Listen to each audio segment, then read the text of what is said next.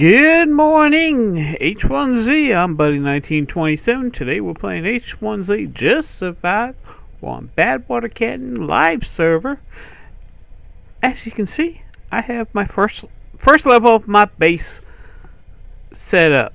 Now, if you're new to my channel, hit that subscribe button, and if you're already subscribed, hit that bell. That way you know when the latest videos that I do come out. Also, show me some love. Hit that like button. If you like it, show me some love. Hit that like. As you can see, I finished my first level of my stronghold. I'm on a three platform stronghold. Of course, you know my shack, and I have my dew collector. I put out some punji sticks. And I buried some zombies. Now you can pick this up. This is one of the things that you can get from one of the chests from H1Z. Also, H1Z at the beginning of the game, on the game launcher, has a little survey. So hit that survey button. Take a survey of. Let them know what you think about the game through the survey, and that way they can continue on. Now, this is my garage. I have an ATV. Now, you can have an ATV, a Jeep, a cruiser, and a pickup truck. Duh. Now, there's 4 different types of vehicles. Let me hop on there real quick. Now, you can't repair these vehicles like you could in the old game with wrenches and stuff like that. For some reason, they took that away. But they also added storage. Like, the ATV only has 2,500 units that you can store. I think the Jeep has 5,000. 7,500 for the cruiser, and the pickup truck holds 10,000 units. Now, I use vehicles. Now, they last about a day. Sometimes you can find one at 100%. They last about a day, and what I do is when I need steel, because you have to go all over the map for it, I'll go find a vehicle, preferably the pickup truck, and I'll go around the map collecting steel from all the cars. So that way I can go out and get a whole bunch of steel at once, come back. That's a quick way to get it. And because these vehicles are all over the place, the hard part is actually finding batteries and spark plugs. That's all you need to run the vehicle. You don't need. You got 4 slots in the vehicle, which is batteries, spark plugs, headlights, and turbo. All you need to start is you can either hotwire it or have a key to start it, have a battery and spark plugs. You don't need the turbo or the headlights to run the vehicle. And you can see I carry an empty gas can. Well, I wouldn't be if I'm going out collect. I got this while I was exploring, looking for a vehicle.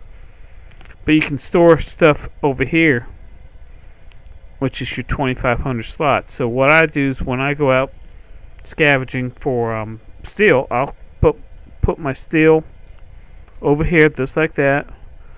If I find nails or if I have screws, because when I'm going out scavenging for steel, I'll put up my steels, my screws. Every once in a while I'll find some nails, stuff like that. I'll put it over in this slot until this is full, and I'll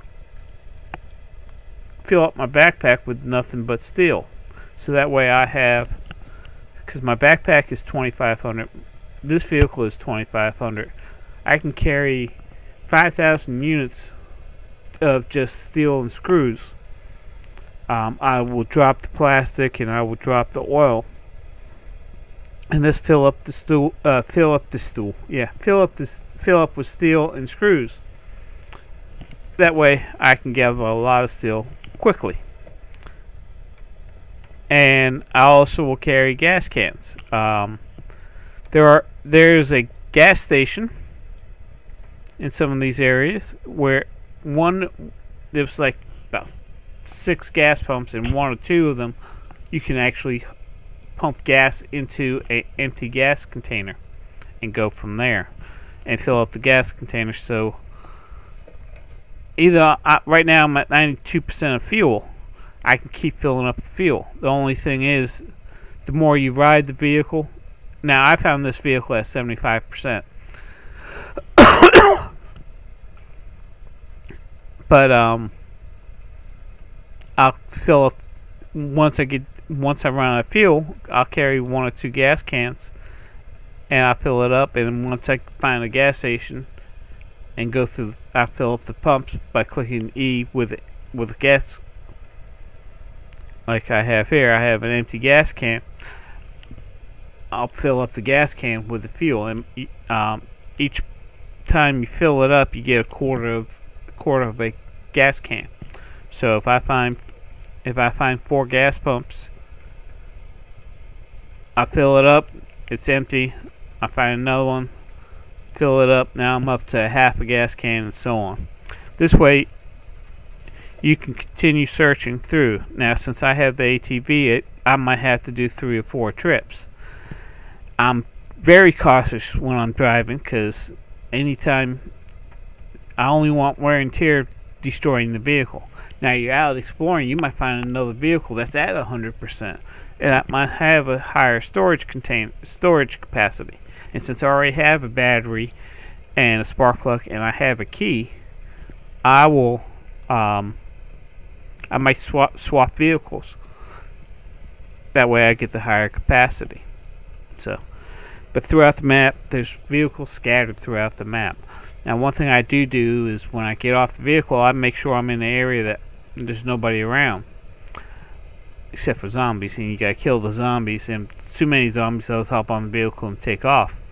But but I check to make sure there's nobody there. If I think it's safe, I'll just get off and start harvesting. Sometimes I might take the battery and spark plug with me. That way, if somebody hops on the vehicle, they can't get off unless they happen to be carrying the battery and spark plug with them. So that's one of the things. Now, we're in my garage. This is one of the access. There's 3 access to this base. There's 2 doors and 1 garage door. Now, here is one of the towers. We'll go up to the 2nd floor here. Now I gotta fix this, but I got two doors here. This one goes there, which I can't access. That's why I gotta fix this. And the other door. Both of them will lead out to the 2nd floor. Now, my 2nd floor, I'll put a wall right here. Put the wall running through here, and I'll put parapets right here. So you got like a balcony that you can actually shoot from. And you got some protection. But in the tower, you have no access to the 2nd floor. All you have from the towers is access to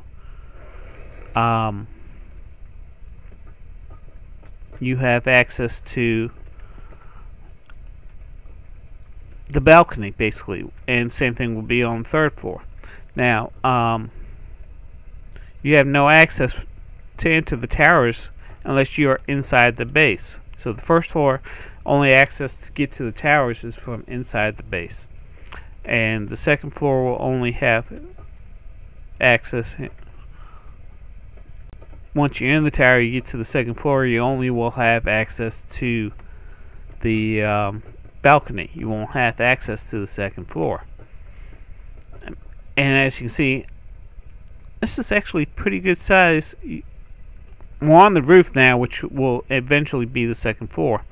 And I've already built 4 towers, and what I'm going to do is on the 2nd floor build my towers up first, like I did over here. I got four more towers to construct, and then I'll start building the walls, the outer walls around here, then the inner walls, and we'll have access to the second floor only. The access to the second floor will only be this staircase, and there's only one staircase. So remember, this is a massive thing, so they gotta figure out where the staircase is to the second floor. They can't, if they get into the tower, they will only have access to the tower. And as you can see, I actually built a little. Remember, when you're doing a raid, now I'm on a PvE server, and I'm doing this because I don't have to worry about other players first raiding me while I'm building this base, or shooting me and killing me, and then doing all that. All I have to do is worry about the zombies, the bears, the wolves, you know, and the environment. That way I don't have to worry about players actually raiding me and stealing my stuff while I'm trying to build this stuff, since I'm the only one here. But I'm building this to show you how to actually build it on a PvP server. And the way I do it is I have a maze and I have some hidden spots. Say they found access to the second floor and the timer's up, so they gotta get out of the space now. Now there's only 3 ways out of the space, and they gotta remember how they got back up. Now if they come up here, wait a minute, I can't get down. Same thing here, I can't get down. And you know, they're choking on the gas, so on and so on. They start panicking, and they won't think about hitting that C button, crouching, and then getting up. Now in the stairwell, you got the stairwell. Say you got a clan, or your base is being raided. You're in a clan. You got lots of members. One of your clanmates or yourself can actually hide in this little alcove. Anybody comes around here, you can shoot them, but 9 times out of 10 they'll see the stairs and start heading up the stairs. And because the stairs are made out of metal, you'll know that they're going up the stairs, so you can come out, check, kill if anybody's there. If not, as they're going up, you can kill them. As they're going up the stairs, you can shoot them and kill them or injure them, and so on. So that's the only way it gives. So you got a little defensive things here. Now this is my main hallway.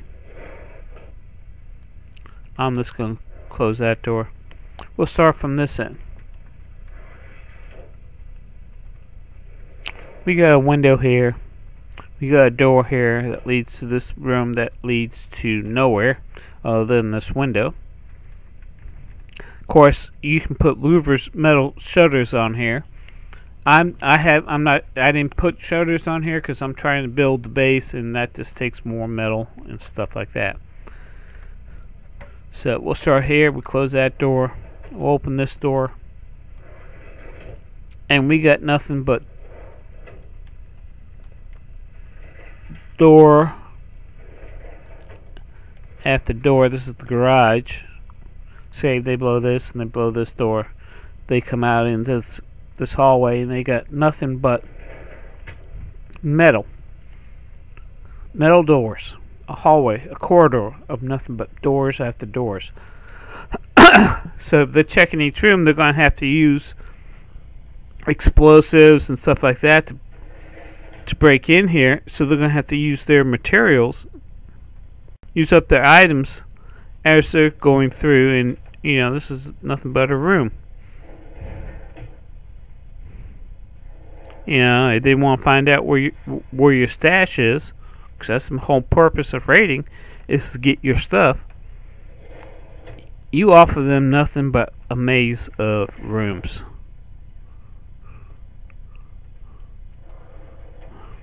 Another corridor, and nothing but more rooms and rooms. But there's a door at the end of this hallway. This is one of 2 doors that you can access the base. So if I'm coming from here and I'm being chased by zombies, I can run up here. Boom. I know where my doors are, so I'll just come to my doors. So you have two access point, two doors on here, and a garage door to access the base from the first floor. And then you have nothing but doors. Now this access to one of the towers, which towers will only have access to the balconies. The only way you can get to the second floor is by the stairwell here, and there's only one stairwell.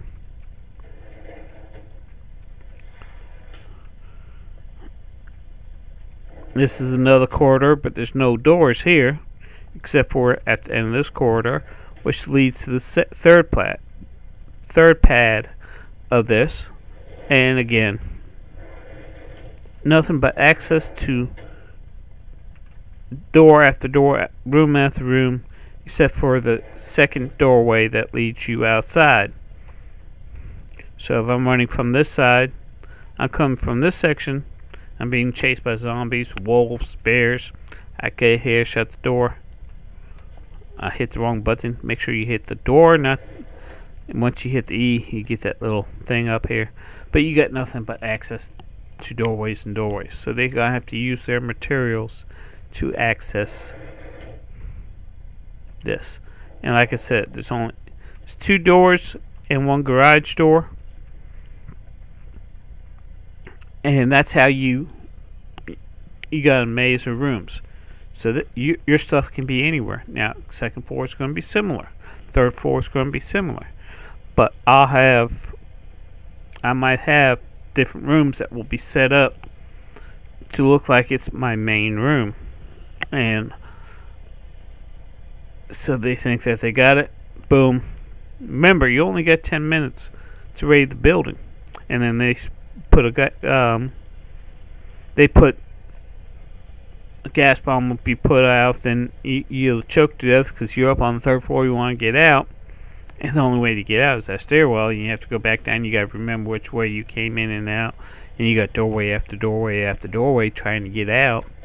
You get confused. So this is set up for a PvP server to trap them and give them the maze and to hide stuff.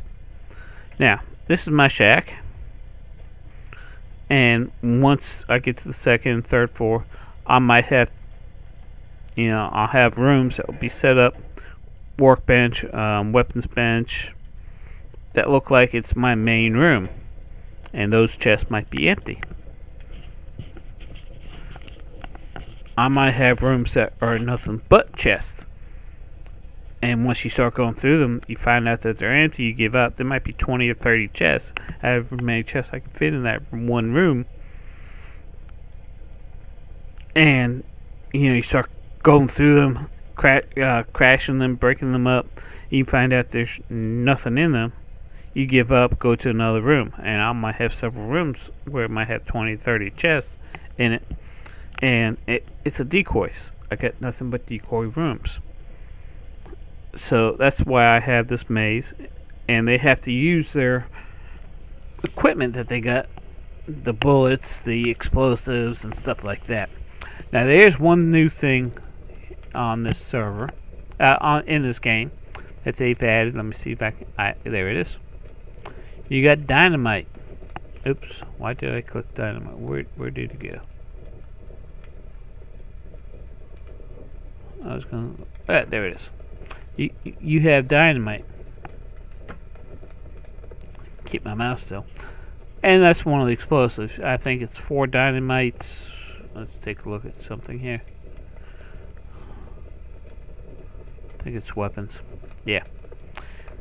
You can make dynamite, which is 2 gunpowders, 1 lead, and 1 brass. Oh, no, I'm sorry. Which is 1 fertilizer, which fertilizer is rare. 1 twine, 1 ethanol, and 1 composite fabric. Makes 1 dynamite. Now you can make a dynamite bundle, which takes a duct tape, ignition kit, and 4 dynamite, which I have here. Let me just move that over. To make a a dynamite, which is explosives to help destroy, to be deployed. A bundle of dynamite will explode automatically about 10 seconds after being deployed. So you place the dynamite in front of one of the doors to blow up the door to find out what's on the other side of the door, and so that's 4 dynamites. That's a lot of materials. It's hard to find fertilizer. The other new item that they have is pipe bomb. Now, pipe bomb is a little bit more easier to make. It takes 10 gunpowder, 6 nails, 1 steel pipe, and 1 ignition kit. Steel pipes are somewhat easy to find. Sometimes you can't find them. And improved improvised explosive pipe bomb will automatically explode 10 seconds after being deployed. So same thing like the dynamite pack, same way you know, and that's material that they have to gather and stuff like that, because I have all these doors and I have them all locked.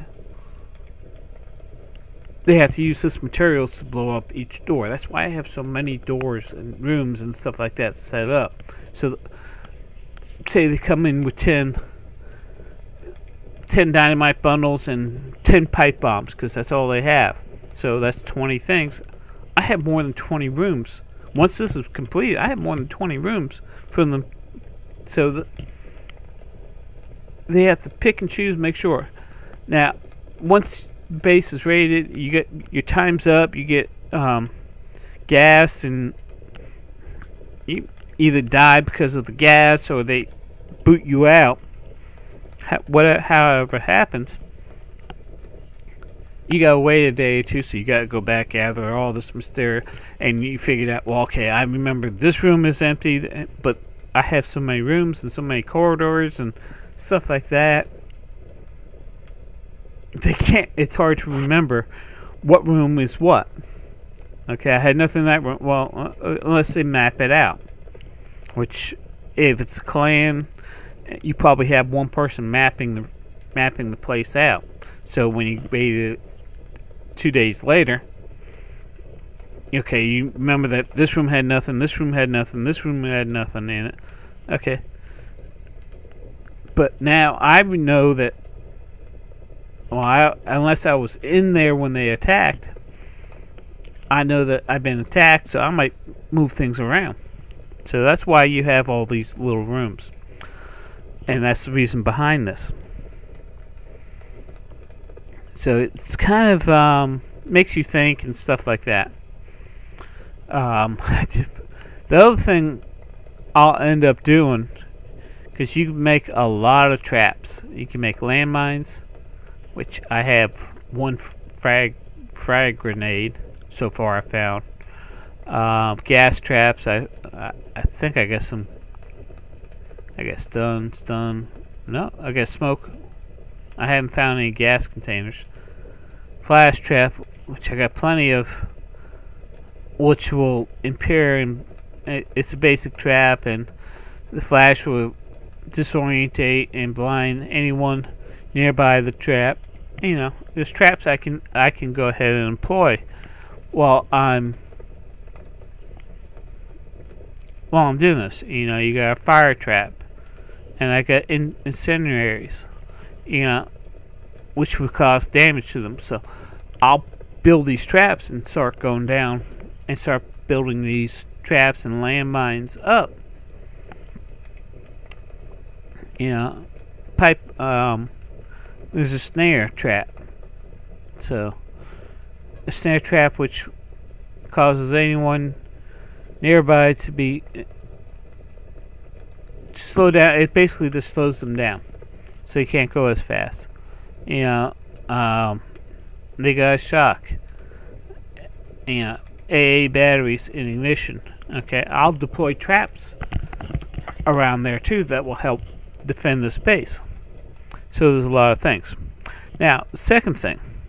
So that's what once I get my stronghold build built, and I have all these different rooms, and I'll end up decoring that.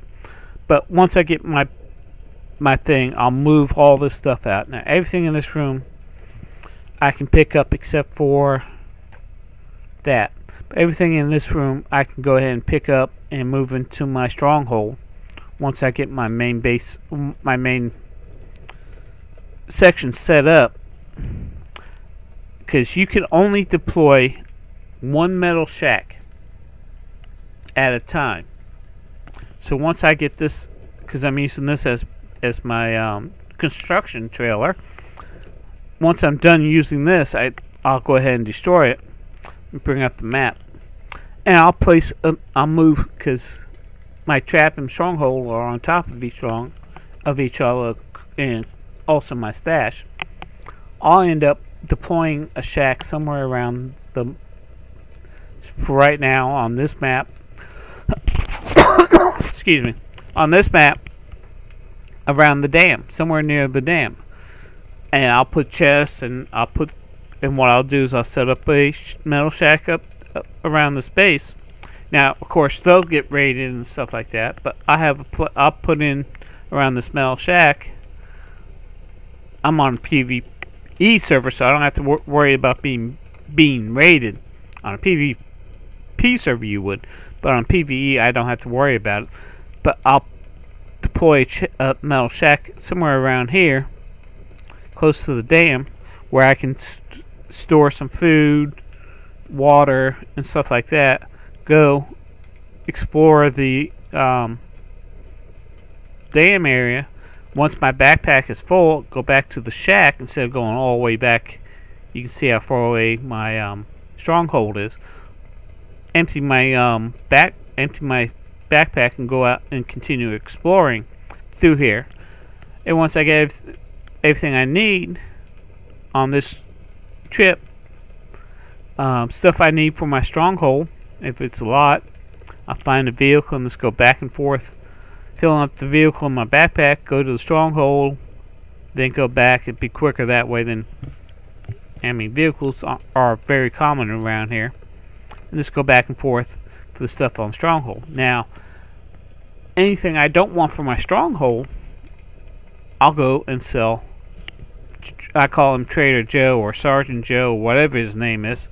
Go to the military base and sell him the items here to here. Just go back and forth, fill up my backpack. I want to use a vehicle because, I mean, it's pretty close. It's not that far away, and stuff I know I will sell to him if I have to make 2 or 3 trips on my walking back and forth. It's not that far, and I can sell to Trader Joe and get golden eagles, because eventually he'll have stuff that you can buy stuff with your golden eagles.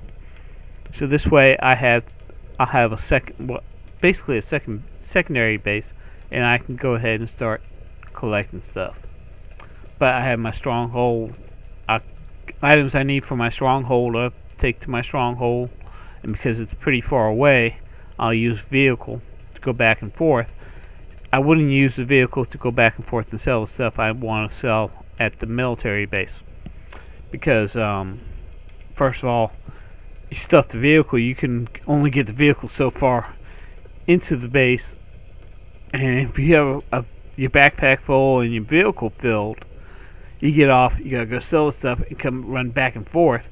Now somebody might, because you filled up your backpack and you filled up the vehicle, how are you going to get the battery and spark plugs out of there so nobody runs off and takes your vehicle with all the stuff? Or they can just hop on the vehicle, get what they need, and sell to Trader Joe. Yeah, that's why I wouldn't use a vehicle to go back and forth between the shack and the military base. I'll just use my backpack because my shack is secured on a PvE. Now on a PvP, your shack isn't secured.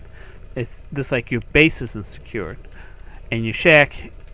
So once I'm done exploring, if I was on a PvP server, I'll explore, fill up my shack, then make sure I get my stuff I want back to my base here, then come back and then just after I'm done, just park the vehicle there if somebody takes the vehicle, so what? And just run back and forth and sell my stuff to get my golden eagles, and I'm done. That way I get my golden eagles and stuff like that. And empty the shack before I go back to my base, and go from there. So that's one of the things that I would do personally. How I'm going to end up doing that. So, I'd like to thank you for watching. If you have any comments, leave them down below in the comment section.